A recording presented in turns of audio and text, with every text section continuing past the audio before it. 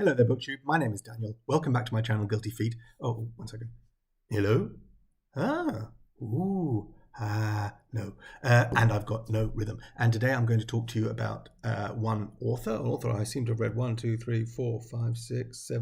8 books by, and probably would not pick this author out if I was asked to name my favorite writer, but somehow I've amassed 8 different books by this author. And what's interesting, there's a couple of ways I wanted to go with this guy. I just recently read one of his books, so that's what's prompted this.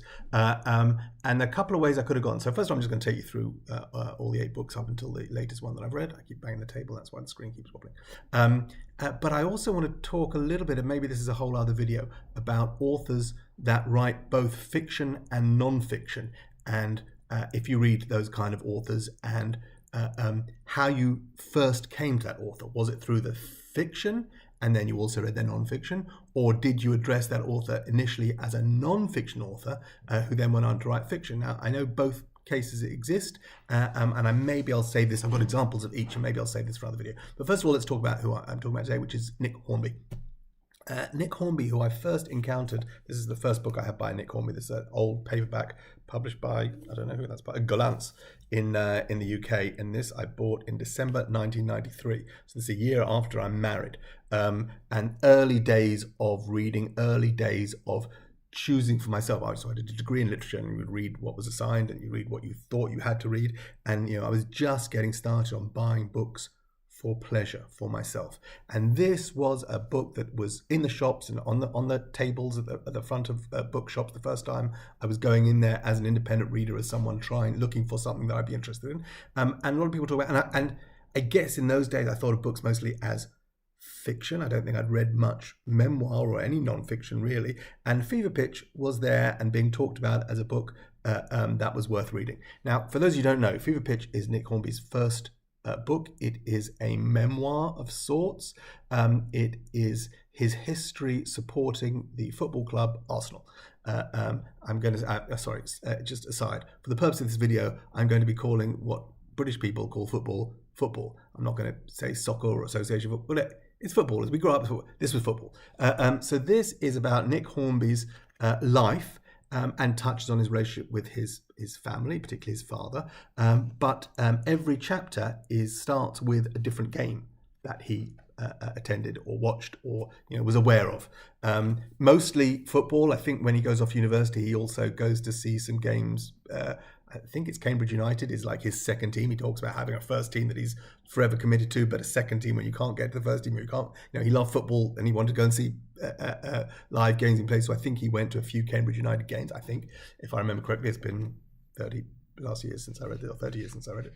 And I've got my glasses here, 1 second. And this was just a revelatory read for me.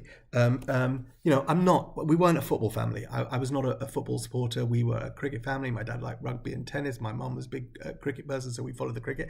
And it was unusual, a boy at my age growing up in the late 70s and 80s, it was unusual not to have a football team. Everyone had a football team.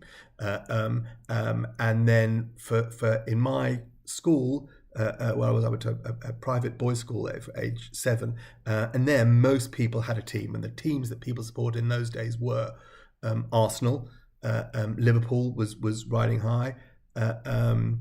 Maybe there was always 1 or 2 people who were Leeds supporters because Leeds had had a heyday 10 years earlier, so they were getting it from their parents. There were always a couple of West Ham fans for some reason. This was a school in London, so it made that Manchester United was a kind of boring choice in those days. Well, Liverpool was riding high, the Manchester United, and even that you saw that in the late 70s when Nottingham Forest had a great run, there weren't many Notts Forest fans. So Spurs a little bit, but Spurs were on a downward. So 81 they won the FA Cup again, but Arsenal was one of the big, and so I gravitated towards Arsenal just because.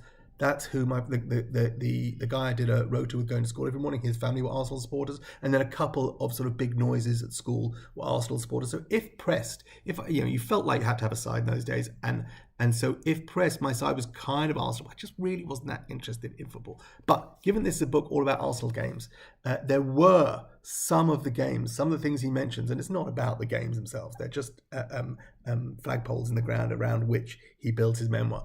But some of those games and some of those experiences he had, some of that feeling of of elation and disappointment. I kind of remembered. I think there's one penalty shootout in Valencia with Graham Ricks that I think I'd stayed up and watched and so. And, I'm nowhere near. I mean, he's a football fanatic, and I was way on the periphery, and lost interest sort of as I became a teenager. But but I felt some of this. But the work itself as a whole is just fantastic. Really recommend Fever Pitch. Probably have to be a little English and a little bit now in your 50s or 40s or 50s to kind of appreciate that whole world of innocent football, supporting football fandom. Nowadays it's so much more like everything has become commoditized and commercialized, and it's all about buying a new shirt every year for 80 quid and to go and see a game costs you huge amount of money and things. But Fever Pitch is a great reminder, a great introduction to this author, starting with non-fiction. So Fever Pitch was a great surprise hit in the UK, and soon after that, Hornby published a novel. So we started with memoir, we started with non-fiction. This is how I came to Nick Hornby, and he wrote a novel, which again was very well reviewed. So I picked it up in paperback, so it would have been probably 9 months to a year after it was first reviewed. And this is pre-internet, so I just must have heard it spoken about, maybe in a magazine wrote about, you've got to read this. Or, the way we learned about books in those days was very different to the way it is today. But High Fidelity, I think this tissue paper is marking the book, because I think I gave this to one of my sons to read once. I think that's about as far as they got. High Fidelity is a fantastic novel, also a fantastic film. Both these things are true, even though the book is very British and the film is very American. John Cusack, Jack Black, anyway, terrific. Catherine Zeta-Jones, I believe. Terrific movie, but the book is where all the joy starts. So some of the best lines in the movie come directly from the book, and one of my favourite lines that I've ever read. I read this. So this book I bought in June 96. So my wife and I have moved to Israel with a young baby. We are living in June 96. We are living in a immigrant absorption center. So we had two bedrooms. Our baby was in one bedroom. We were in one bedroom, and then a tiny little shower room and a sort of area where we could eat. Very small, cramped area. We were both working, so we weren't spending a lot of time there. But it was the sort of early days of our marriage. I read that my mum must have brought this out. June would have been my birthday time, so I think my mum visited us from the UK and brought this to me. I would have asked her for it. And I remember reading this at night with my wife asleep in bed next to me, and me huddled over with a little lamp turned down, and me reading this. And it has a line towards the end of the book which made me laugh so hard that I woke my wife up, who asked me if everything was okay, because I'm shaking. And I can tell you the line because out of context it won't mean anything. But Barry, who is the Jack Black character, if you've only seen the movie, announces that he's changed the name of his band again to Sonic Death Monkey. And Sonic Death Monkey made me laugh hard. High Fidelity is a fantastic book, highly recommended.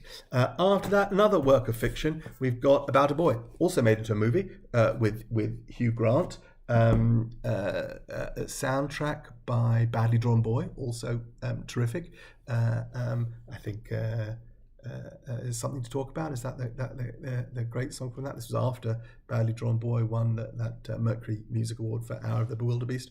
If you don't know who Badly Drawn Boy is, he's a great sort of folk artist, isn't exactly right, but he's a sort of shambolic piano playing singer-songwriter. I don't know where he is these days, but he had a run of great albums in that period of I bought this this is April 99. I read this. So this is published by Indigo, as was High Fidelity. I don't know if Indigo Press is still going, or it may have been acquired by someone else, but this was like a relatively new paperback press. Anyway, About a Boy, great novel, fun film, not as good as High Fidelity, but I still very much enjoyed this. Okay, after that I have How to Be Good, another novel. And by now I think Diminishing Returns from Hornby as a novelist. I wasn't so thrilled with this. This is April 02, so going back 20 years. It's sort of like literary fiction. One of the things I always liked about Hornby is when I started reading about Hornby, he was in the early days an Englishman who loved Anne Tyler, as was I at the time, and he was one of the only few people championing Anne Tyler in those late 90s, early aughts, before she had her success sort of late career success recently with a couple of Booker nominations. Back then, she was still publishing a book every 18 months, every 2 years, and those of us who had loved her since Dinner at the Homesick Restaurant and Accidental Tourist in those years were buying and reading each of her books, and he was one of the few championing it. So I always had room in my heart for Nick Hornby for that. But as a novel, this was not great. So I sort of stopped reading Nick Hornby novels at that point. Just sort of said, okay, I had a good run, loved High Fidelity, we've left behind his memoir. And then I have a couple of non-fiction works by Nick Hornby. So one of them is this, called 31 Songs, and this is a collection of, I don't know what this was, where this was first published, maybe in a magazine or something. 1 second, or it stands on its own, I don't know, but yeah, I'll talk about that in a second. But he just goes through exactly as it says on the diet, 31 songs, and writes about them. And he's, as we found with Fever Pitch, he's a terrifically engaging essayist and non-fiction writer. He's kind of self-aware. He's probably 5 years older than me, maybe 4 or 5 years older than me. But in that same, grew up in that same period that I grew up, roughly, and interested in the same things, in that same crossover, that Venn diagram between highbrow and lowbrow culture. So he is a very well-educated, much better educated than I am, much smarter than I am, man, but also just enthralled to lowbrow culture and popular music and films and all those things. So in this book, the kind of songs that he covers in these 31 songs, he's got Thunder Road by Bruce Springsteen, well, that's sort of muso territory there. But then he also does I'm Like a Bird by Nelly Furtado. I've Had It by Amy Mann. I love Amy Mann.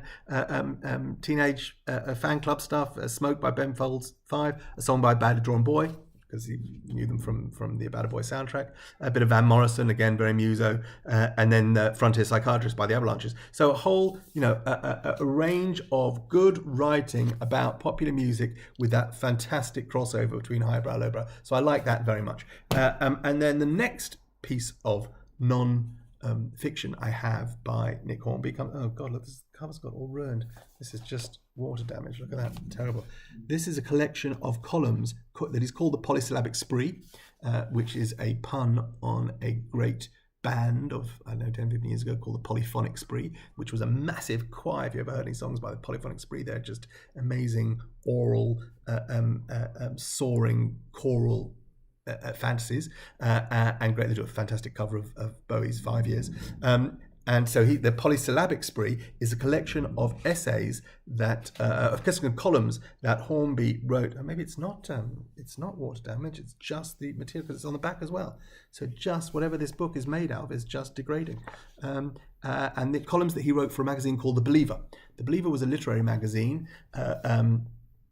that was founded, it's part of that same group of a publishing group that Dave Eggers started with, what's the name of it? McSweeney's. So McSweeney's is the really annoying weirdo magazine that every single issue is a different size, different format, and so therefore impossible for me to keep up with and collect. But The Believer was a sort of square bound magazine that was edited by, I believe, Heidi Julevitz. And it was adjacent to Dave Eggers, where he was involved on it, but all about books. Now, there was a time where I bought a bunch of Believer back issues on eBay, and I've since got rid of them, and I think I even subscribed to The Believer. So I got maybe 8 issues over 2 years or something like that, in a quarterly, or is it bi-monthly, whatever it was. This was before BookTube, before I was fully immersed in, or as immersed I am now in following books on Instagram and books on Twitter and books on YouTube. So it was talking about a lot of books that I didn't really know much about, authors I didn't really know much. I wish now I had all those old issues, because I would probably go back and read them and understand that, oh, I know that author, I know that thing. Then a lot of it went over my head, but one of the things that I loved in it every single time I read a copy of The Believer magazine was Nick Hornby's column, because I knew Nick Hornby, and when he was talking about books he'd bought and books he'd read, and he always distinguished, but I bought this many books, but I read these books, and there wasn't always overlap between the books he bought that month and the books he was reading, but they were the kind of books that I knew I might read. So there was so much of The Believer that was stuff that was cutting edge, but I wasn't at the cutting edge those days. I'm much more aware of trends in modern literature these days, even if I don't necessarily keep up with it. these things wouldn't surprise me as much these days. But in those days, it was a bit sort of high, not even highbrow, but just talking about authors that I didn't really know. Maybe American, maybe they're American, maybe they're. And this column he wrote every time there was a new issue was about books. So he's got, and so this is just a guy writing about books. So, for example, in March 2004, he's got the list of books bought. The Amateur Marriage by Ann Tyler, because we know he's a big Ann Tyler fan. The Eclipse by Antonella Gambotto, no idea. The Complete Richard Hannay, that's John Buchan's book, starting with the 39 Steps, but yeah, I'm not a big fan. Selected Letters by Gustave Flaubert, and Vietnam Pacasey by W.D. Earhart. Those are books bought. And books read are some of Flaubert's letters, Not Even Wrong by Paul Collins. I've read one Paul Collins book called Banvard's Folly, I believe, which I'm not sure I'm not sure if it's fiction or non-fiction. That's another whole other thing.